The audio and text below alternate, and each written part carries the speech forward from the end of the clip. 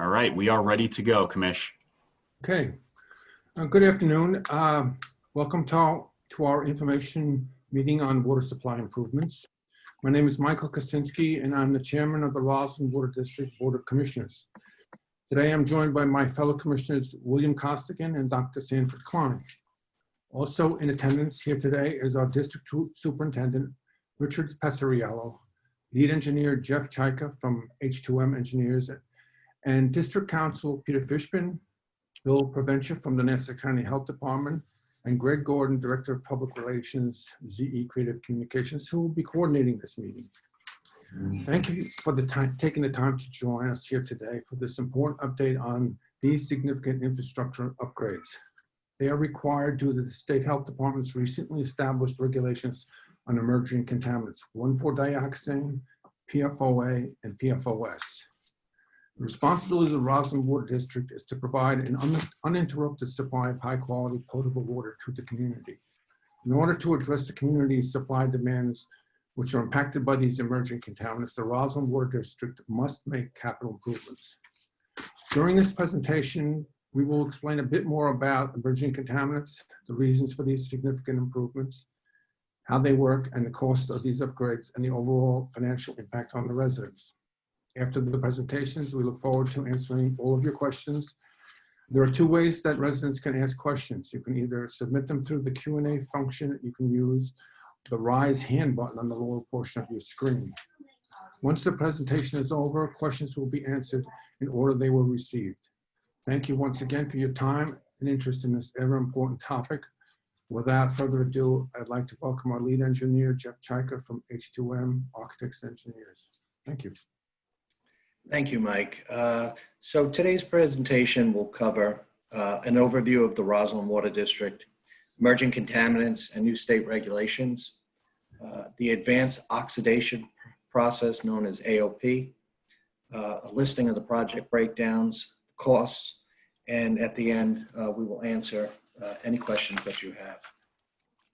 The Roslyn Water District serves all the villages of Roslyn, Roslyn Estates, East Hills, and portions of Roslyn Heights, Roslyn Harbor, Flower Hill, North Hills, Greenvale, Alberton, Glenwood Landing, and Port Washington. We serve over 5,780 residential and commercial customers in our 5.1 square mile service territory. Each year, the district pumps and treats approximately 1.2 billion gallons of water, which is supplied to its customers through 8 water supply wells, 3 storage tanks, 3 booster pumping facilities, and approximately 93 miles of water mains. On August 26th of last year, the New York State Health Department finalized regulations establishing maximum contaminant levels, or MCLs, for the emerging compounds 1,4-dioxane, PFOA, and PFOS. The MCL established for 1,4-dioxane is 1 part per billion. That's approximately 1 second in 32 years, to put it into perspective. The MCL for PFOA and PFOS is 10 parts per trillion. And to put that into perspective, that's the equivalent of 1 second in 32,000 years.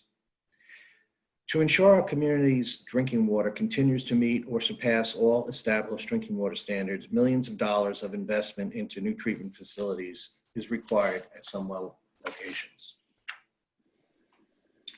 So what is 1,4-dioxane? 1,4-dioxane is a synthetic industrial chemical that is miscible in water. It has been used as a stabilizer in chlorinated solvents. It's a byproduct present in dyes, greases, paint, strippers, antifreeze, and in some consumer products such as deodorants, shampoos, and cosmetics. To date, no Roslyn Water District well has had a detection over the New York State Department of Health maximum contaminant level of 1 part per billion, but we do have some that are approaching that limit. What are PFOA and PFOS?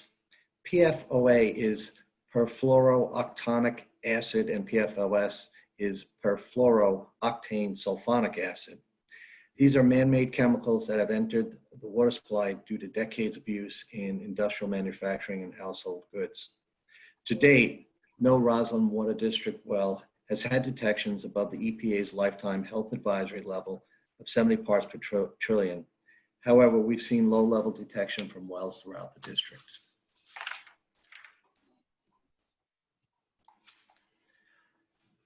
So H2M has been working with the district over the past 18 months, conducting engineering studies and conducting pilot studies to remove the 1,4-dioxane from the water.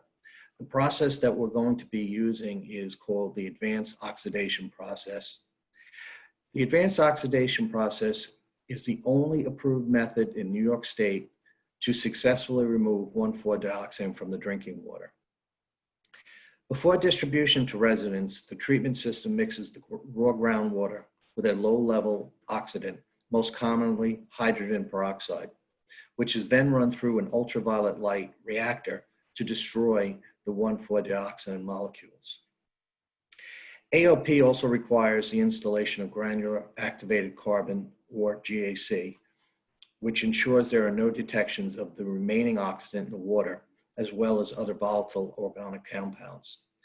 GAC treatment is also the effective treatment method used for the removal of PFOA and PFOS.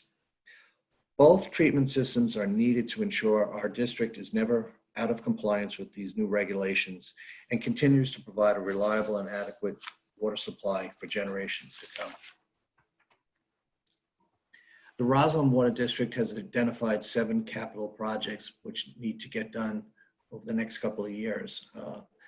Wellhead treatment for plant number 4 and plant number 8 using AOP, GAC treatment for plant number 5, a new backup generator for plant number 3, and the fuel oil replacements at plants numbers 1, 5, and 6. This is the proposed site rendering for plant number 4. Currently at this site, we have a well house, a booster station, and a storage tank on the property. The proposed plan is to partially remove part of the booster pump station, completely demolish the well building, and build a new well house incorporating all the treatment equipment. A summary of the work for plant number 4 includes the new building that you saw in the rendering, site work including retaining walls, driveways, landscaping, AOP and GAC treatment, drainage work, new electrical services, new gas services, and a new backup generator. And the total cost for all of the improvements at plant number 4 is $8,148,480. The GAC treatment at plant number 5 is going to include a new GAC treatment building with provisions for future AOP treatment. It's going to include the replacement of an existing buried caustic tank and the installation of a new caustic tank inside the building. And the site work will include retaining walls, driveway, and drainage. And the total cost of the capital improvements at plant number 5 is $4,974,500.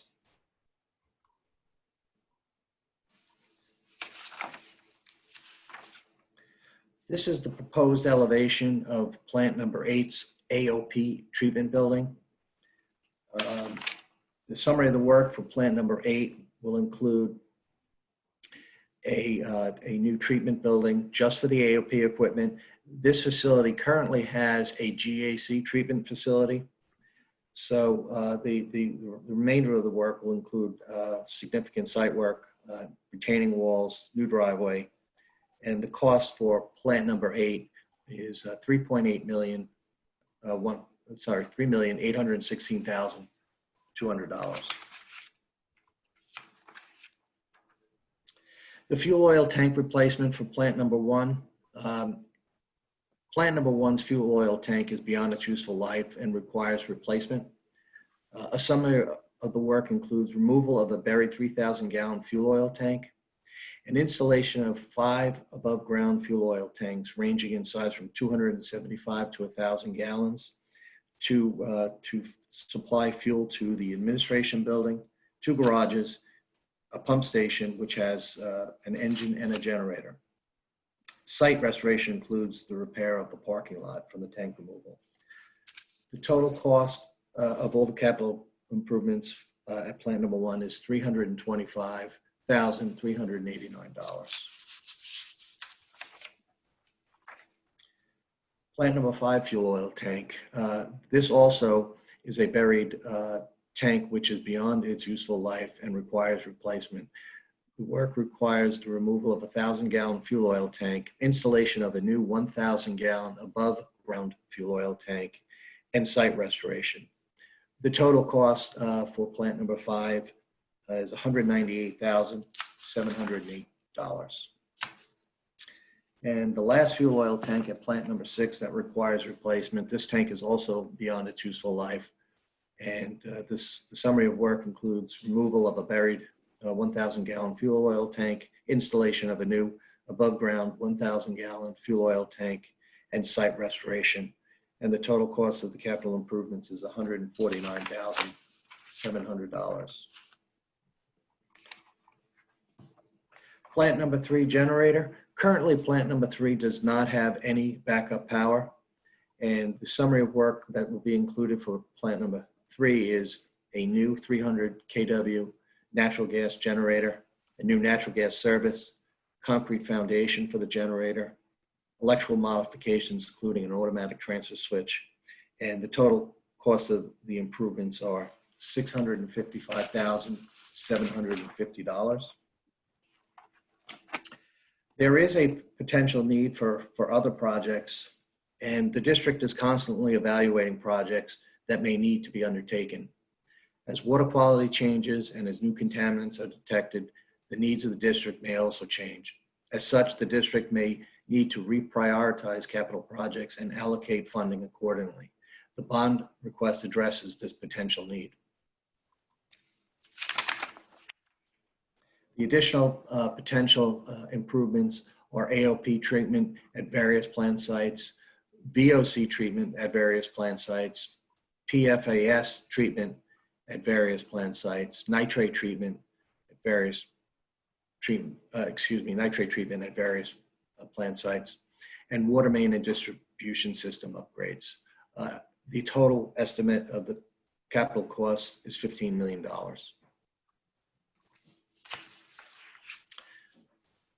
This table is a summary of the proposed and potential projects we discussed as part of this presentation, with a total capital cost of $33,268,727. Clearly, the district does not believe that the residents should have to bear the entire financial burden for this treatment, as they are not the ones responsible for the contamination. The district has filed lawsuits to hold those financially responsible for the presence of emergent contaminants in our water supply.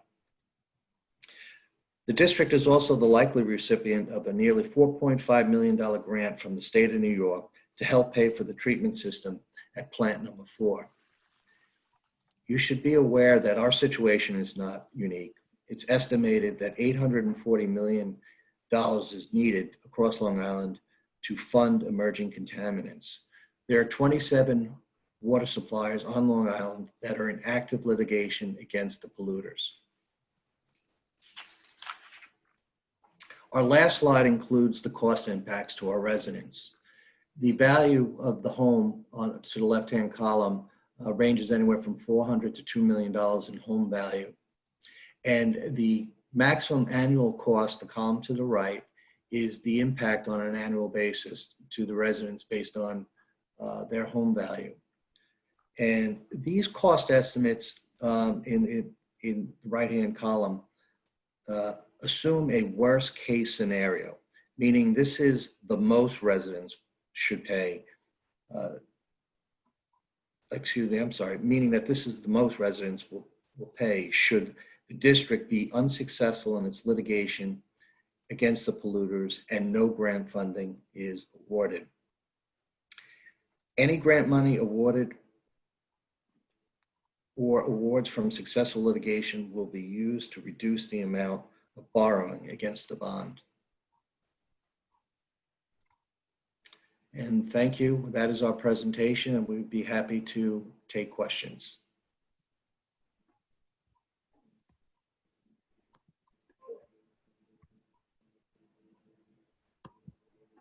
No questions have been submitted just yet.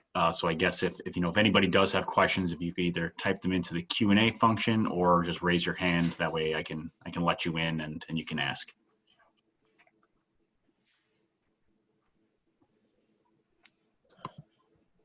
All right. We have one question from David Greengold, which states, does the new installation at Well 4 eliminate the need of an air stripper in Christopher Morley, or will it continue to operate? If no longer necessary, are there plans to demolish the air stripper and restore the park? I'll take that one, Greg. We still will need the air stripper operational.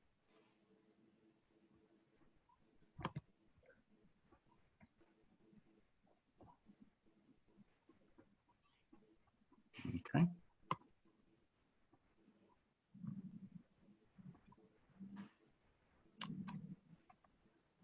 David, thanks you for your answer.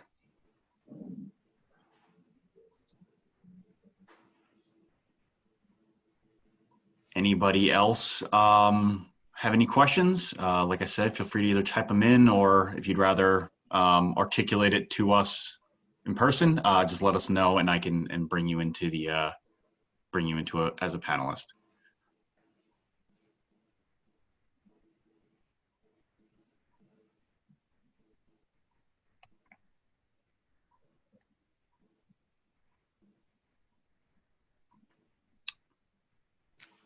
Guess we'll give folks another minute or two to collect their thoughts, but then otherwise we could probably conclude.